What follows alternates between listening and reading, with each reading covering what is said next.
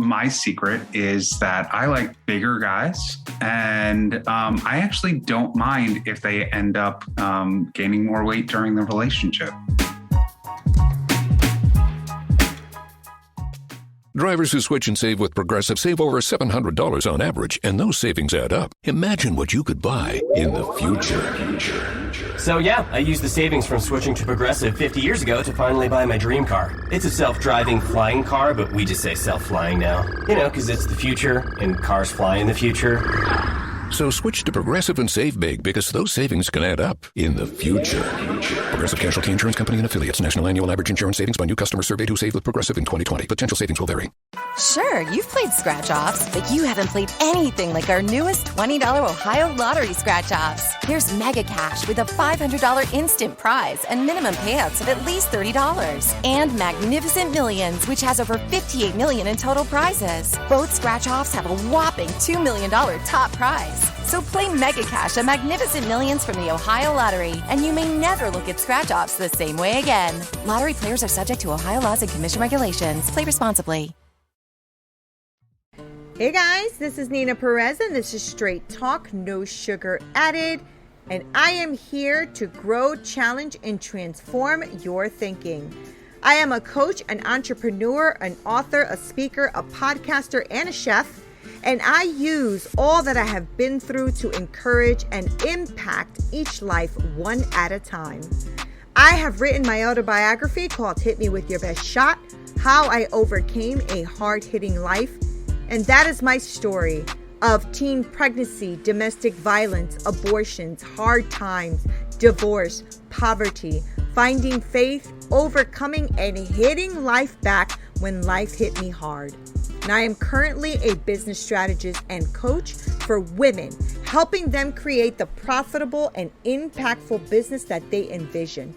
Now, encountering and facing many challenges has made me the woman I am today. And I am determined, strong, and full of faith in God. And I started my own YouTube and podcast called Straight Talk, No Sugar Added, to impact others' lives using my story and the story of other people that have overcome their challenges to win. The goal here is to encourage, support, love, and lead people to their best selves by challenging and transforming their thinking. Now make sure you visit our website at Straight Talk No Sugar Added, where you can subscribe to the show in iTunes and Stitchers and YouTube, or via RSS if you don't want to miss not one episode. Now while you're at it, if you find value, I'm going to ask you to go ahead and rate our show on iTunes. If you simply tell a friend about a show, or if you simply just share it on your media. If you want to talk to me about private coaching, go ahead and email me at hello@straighttalknosugaradded.com. Thank you so much for listening and watching and supporting. I have an amazing audience that is active and full of encouragement and stories. So go ahead and join us so you could join our free community and we can all connect with one another. Thank you so much for listening, watching, and supporting. Again, this is Nina Perez at Straight Talk, No Sugar Added. Until next time.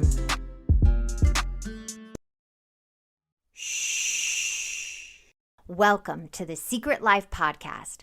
Tell me your secret. I'll tell you mine.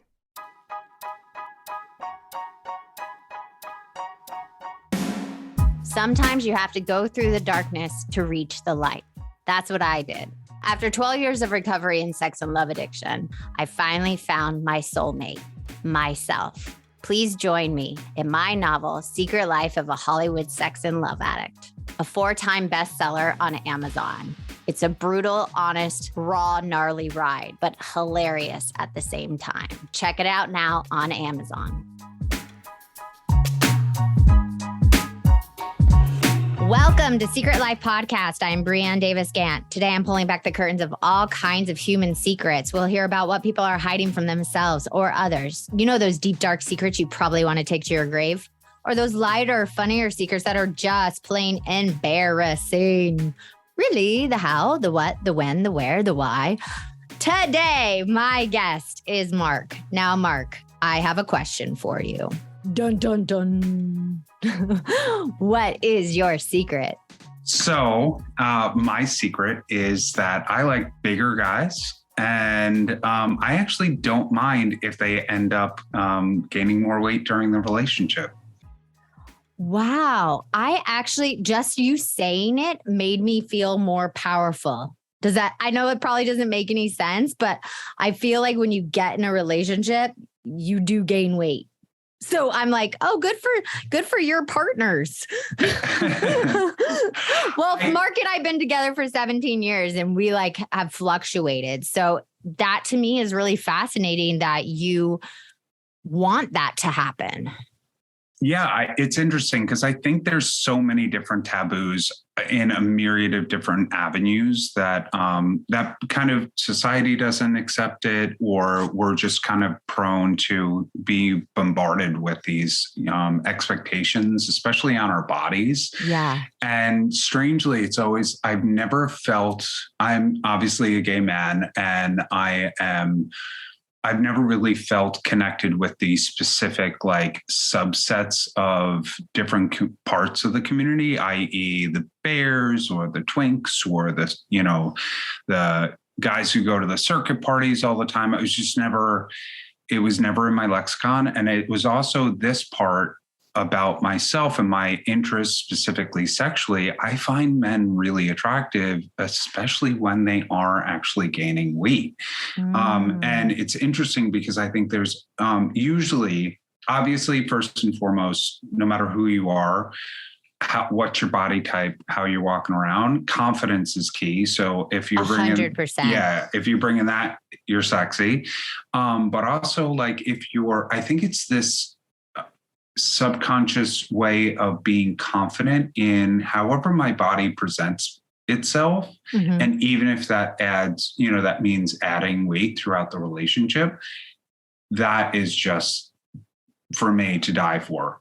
There was this cool trend recently about dad bod, and I was like, oh my God, is this kind of people catching on? And then we kind of went back to being like, oh, I caught the COVID-15. And I'm like, we're back to these same narratives. The negative narratives of just not having the 8-pack or the 6-pack, right? Especially in your community, right? That's a big thing in your community. Mark and I were we would never survive in that community because him and I have never had an 8-pack or a 6-pack. We say we look better with clothes on than clothes off. Well, you both look great. Don't worry. I will confirm with your viewers that, you're both, in tip-top shape. So, but that's the thing. We get hard on ourselves when we put on those little extra pounds, but I don't love him less when he puts them on. Yeah. Which I think, 10 years ago, 12 years ago, before my recovery, I might have held against him. But I love that you are actually so open to the person gaining those pounds while you're with them. Can I ask you a question though? Absolutely. When you start the relationship, do you pick someone that has an extra few pounds, or do you pick the athletic totally together and then want them to gain weight? So again, it's kind of that I definitely default. So let me backtrack on it. Cause yes and yes, but normally the people that I go with, and connect with are individuals who are very incredibly dynamic. And that's why this secret has been in the pantry, let's call it, for so long. I love it. Yeah. Cause because it's never something, it's so rarely that I actually am able to bring it up because it's it's one thing. It's not that big of a deal. I don't have to share it specifically with the individuals because it's they check off all these other boxes. They're, intelligent and hardworking and amazing good with people other people. And stuff like that. Yeah. Yeah. And so it's usually I will take some time to gauge to broach the subject. But usually it's all body types, whether they have, a few extra pounds to start. But realistically, I don't know. I check myself from a place of, am I engaging with this from specific narratives installed in me of like, am I just buying into, do they have a secret, sauce from, the universe just being like, oh, like, I don't care. Like, I don't care what you think about my body. I don't care so this attitude of like, hey, yeah, let's overindulge at dinner, or, oh my God, I made you these amazing things. I'm such a foodie anyway. So there's that aspect that comes into it. But I think witnessing someone so confident and comfortable in their own skin is just incredibly sexy to me. So at any size, it's really this aspect of like, yeah, I don't know. There's this excitement for me that's more like, oh, let's go hog wild. Like, let's really live. Is that what you say? Like, let's go to Italy and eat all the pasta and the cannolis and the pizza and just enjoy life together. Right. And literally like hit up the smorgasbord of life because I just get so excited about food. And I think I've had partnerships in the past that have been challenging because I think that they look at me and think, well, you don't gain any weight. And wait. So you don't gain any weight. I run pretty slim. You have that metabolism that people get annoyed with. Like you can eat anything and you don't gain any weight. Right. Okay. And they think, I think there's difficulties because they get angry that they feel as though I'm not doing anything to adjust or maintain my weight, or, when in reality, I'm actually like, when I work in restaurants, I walk 10 miles a night. Walking back and forth from tables, it's kind of just an occupational benefit or hazard. But there's also things like I look at food in two ways. One is throughout the day, I eat what my body needs. It's very kind of like, what is that? Okay, yeah, I'll put something in my stomach just to get me.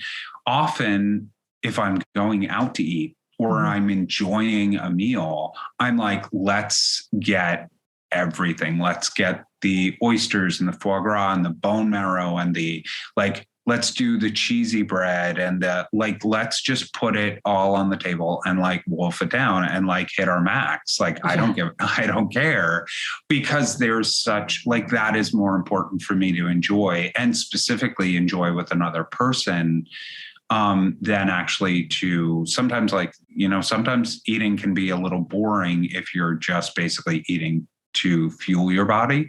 100% boring. I can never be with someone that Mark and I have talked about, that just eats to fuel their body. We're that doesn't make sense to me. I want to make it a celebration. We love food, whether it be a cheesy corn dog at Disneyland or gelato in Italy, we're going for it.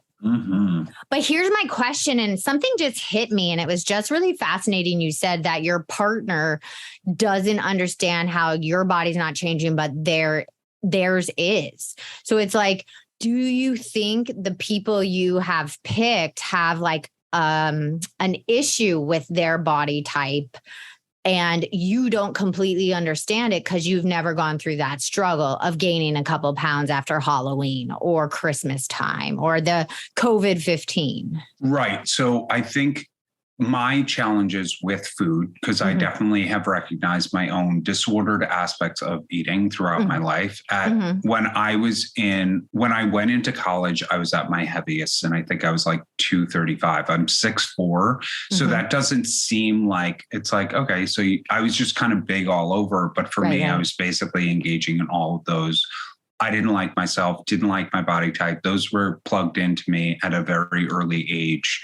And can you even tell me how far back that went when that was plugged in? Very, very early. From age, probably the first recognition was probably age 3. I know that seems pretty young, but my brother, on a side note, my brother was really sickly and he really couldn't eat anything. He's about 3.5 years older than I am. And he seemed pretty frail. And he just literally, it was like pureed spinach and goat's milk. And that was all that was the only thing the only thing he wasn't allergic to. Right. So, but visually, I would see this person who looked thinner than me.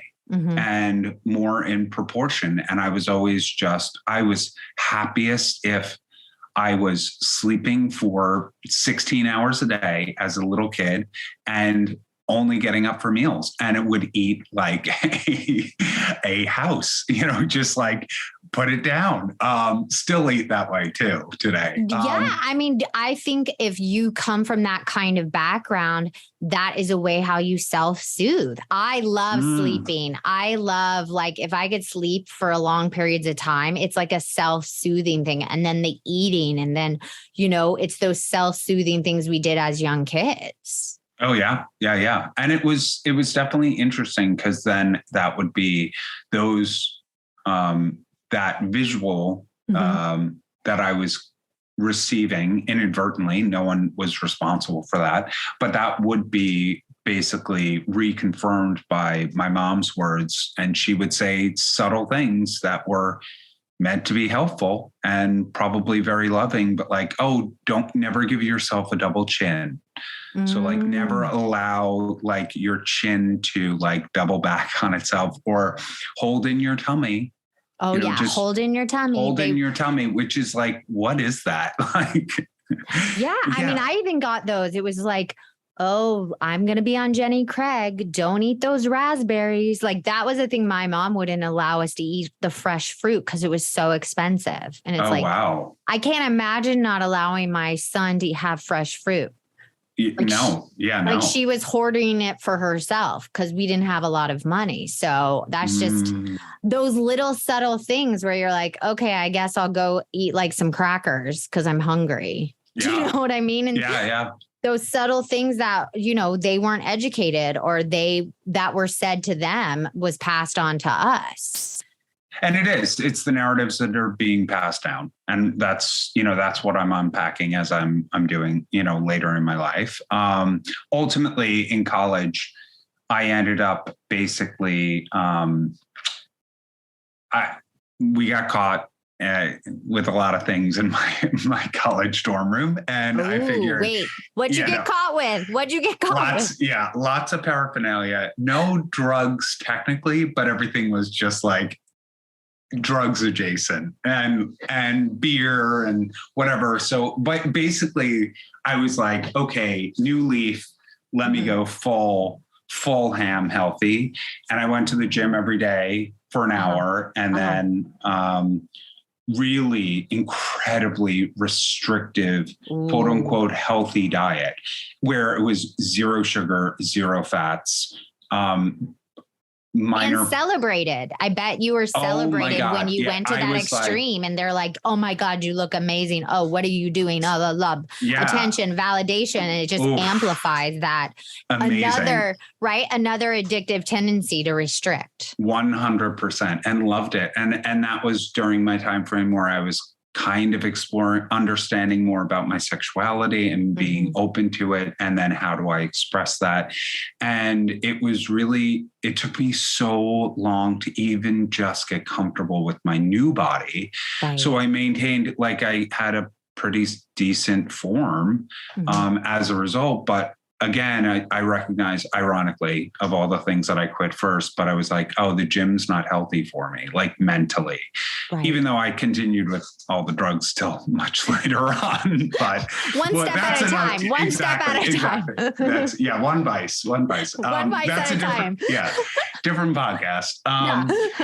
But yeah, basically, like, it's interesting because then it was still present within me of being like, I love the look of an individual who either has a muscular form and then like basically stops going to the gym, and then they naturally kind of just round out. Yeah. Just like their form is, I don't know. It's so interesting because maybe because I haven't been willing or open or able to identify this fully, it's almost as if I'm struggling with the words and how to convey, like, it's not just like, oh, like I hate the terms like, oh, you let yourself go. No, It seems as though you're enjoying like life. Whereas I find so many individuals who are so adamant about maintaining a specific form get very mired in those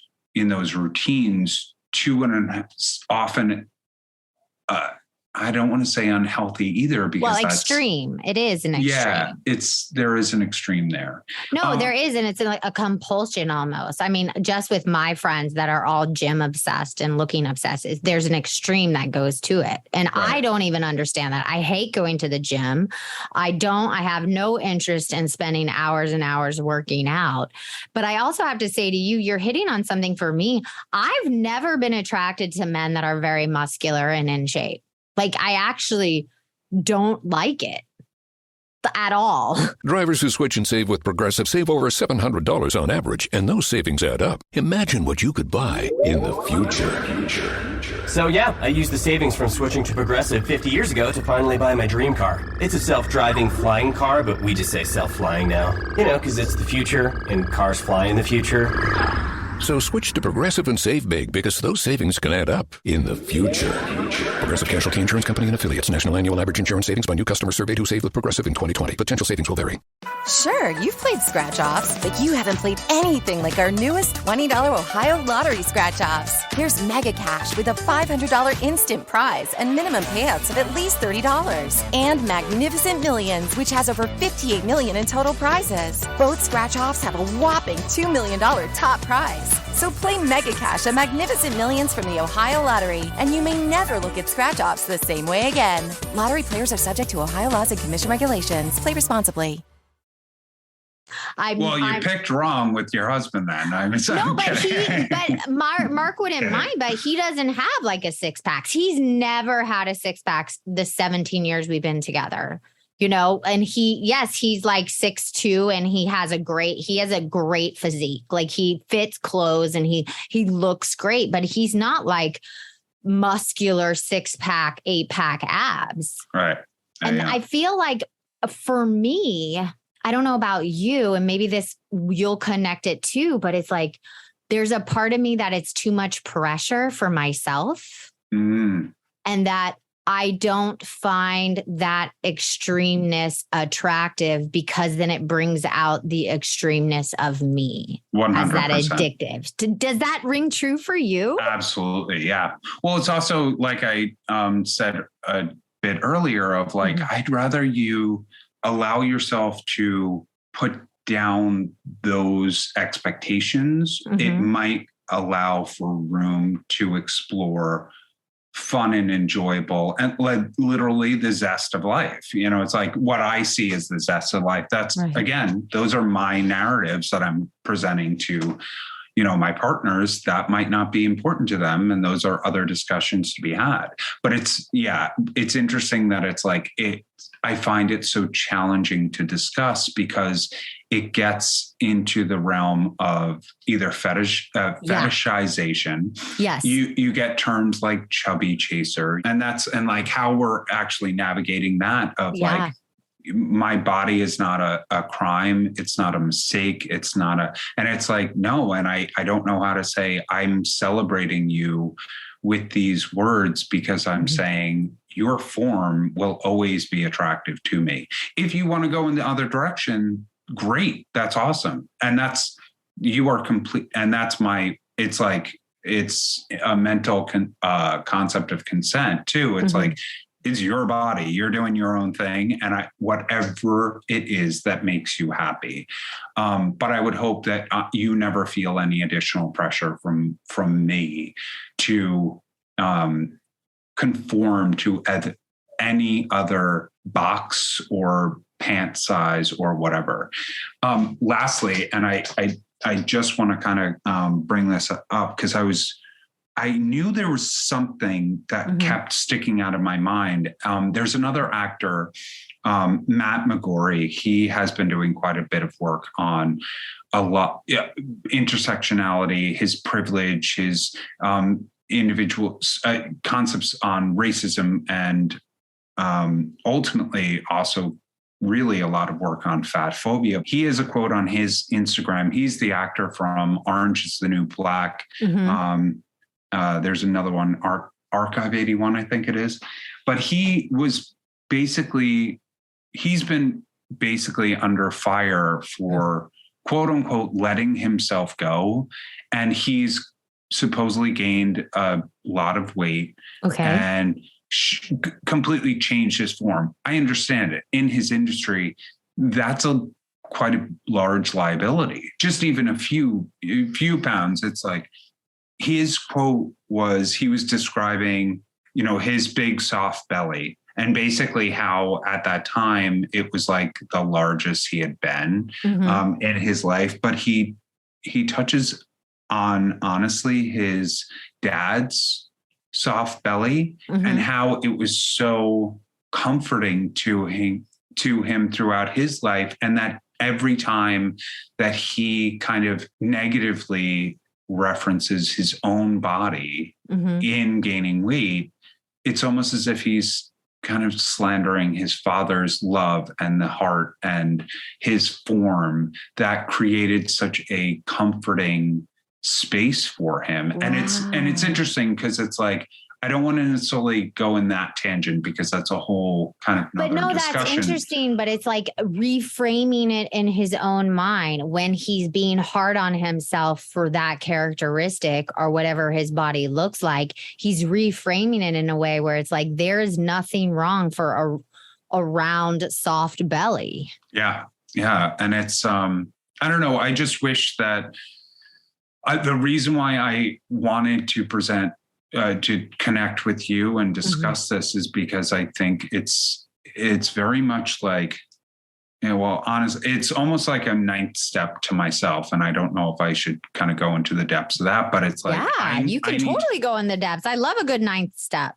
But ultimately, like, I need to allow myself the space and offer myself the forgiveness that I've not been willing to express these truths about part of who I am, because it started, I don't know, like it's like being a homosexual, there's parts of you, there's interests within you that are unchangeable. And this is part of it. And I just hope that there's more discussion that, I don't know, there's so many concepts out there that just immediately turn to the binary of like, this is good, this is bad. Or when you reference it this way, you make people feel bad, or you shouldn't be talking about it this way.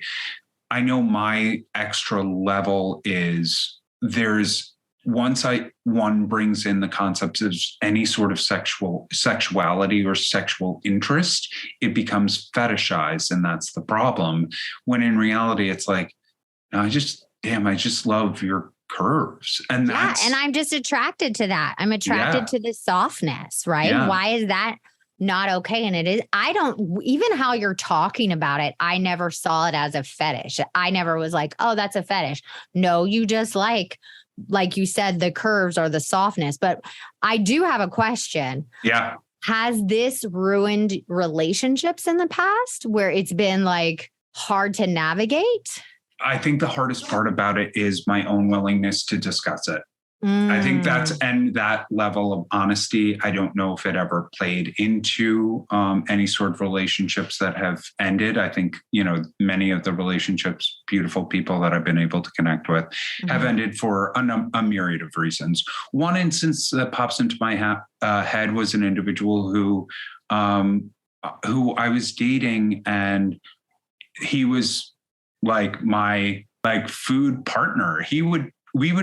I just sent him a meme the other day of you can buy yourself a birthday cake at any time. No one's going to know, and just eat it for yourself. Because he would joke about I think I'm just going to get a sheet cake for tonight, and for dinner tonight. And it wasn't necessarily like it was unhealthy or he was trying to cover things. I think it was just this joy and laughter and humor of yeah, okay. If I'm a huge believer of all right, if that's what you want, then enjoy it. And if that, you have to kind of do things to make yourself feel better later, as a result of that, that is part of it. And like, that's part of the journey. And okay. But if that brings you joy, you know, for this moment, I'm not going to really put that down. And then on the flip side, he was like, oh, I'm getting really heavy, blah, blah, blah. And he then started going to the gym, but immediately the problems, quote unquote, my problems only, what I was noticing was that it was an obsession that was so much more intense. Yeah. About the health aspect and even the health, quote unquote, health industry. But he went full other side of the pendulum extreme. swing. Yeah. Where that's the addictiveness, right? Like if you're going to eat a sheet cake, why are you eating it? Yes. To get joy or to enjoy it, but it can't be based solely on that happiness. And if you plummet right after you eat it, there's a problem there. Right, but then you can't go the extreme other way and be in the gym working out because you had that piece of cake. So it's this balance. And that was probably what was stemming from in that relationship. Even still, if you think about it, like you're sitting down and you get a full sheet cake, there is part of a joke. Granted, I don't necessarily love the potential waste of it. But if you think about it this way, like you're not going to be able to, you may or may not, no judgment for anyone who can, God love you if you do. But like, I don't think you'll get really bored if you just sit down and try to eat an entire sheet cake. No, usually I have like a slice and then I'm like, and I throw it away. Like exactly. I had enough. If a third of it, get through a third of it. Good. Yeah. Wow. Okay. You're my champion today. Great. And then on the flip side of that, what I found problematic was that like, ultimately this individual, there's no like, oh, I got tired of the sheet cake aspect with exercising or the different diets and the different, like trying keto, vegan, getting all of these supplements and getting these gym memberships. It was as if like his life completely shifted. And so to the extent that actually it didn't engage with me as much as it had. Yeah. And I don't know if that was my own, like, that's not okay. I gotta go back, peace, que vaya con Dios. But I don't know. It's, I don't think outside of that, I think the conversations often that I've had and unfortunately had been silently witnessing throughout the entire time, no matter what I say, the individuals who will have challenges with their eating or their body, there's nothing that I can say to change their mind. No, there's absolutely nothing. But I love that you are willing. This is like the first step where you are willing to be like, this is who I like. This is who I'm attracted to. This is how I want my life to be. This is how I want to enjoy food in my life. And the person that's supposed to come and do that with you will arrive. But it's like you're owning your truth, what you're attracted to, what you actually enjoy and want to go through in this life. And fully living, right? 100%. I'm so glad we got to talk. We literally could talk so much longer about this, but we're running out of time. But is there any last thing you want to say to any of our listeners? I hope you're kind to your physical form in this, on this journey, because I think it supports you in so many different ways. And the way that it shows up, whether you're stick thin and you hate it or you're not sick thin and you hate it, every expression of your body is perfect already. It's absolutely perfect. And I hope that you get to celebrate it and never wait for, hot girl summer or, circuit Sundays just to show it off and, just stand in as much as you can stand in your truth and your confidence, you can stand in your body, and it's a gift. And no matter what, someone's going to be attracted to it, that you don't have to change to have someone be attracted to your love handles or your curves or whatever. That we are all lovable just as we are. Absolutely. And very few, if you're in the moment as well, if you're staying present, so infrequently would you ever be shamed for sharing an experience where you're being able to share your physical form with another person. There's a vulnerability in it, and I think it should be celebrated. Oh, I love it. Thank you so much for coming on and sharing your secret and your truth. I am forever grateful, and this has been an amazing conversation. Thank you for having me. And if you want to be on the show, please email me at secretlifepodcast@icloud.com. Until next time.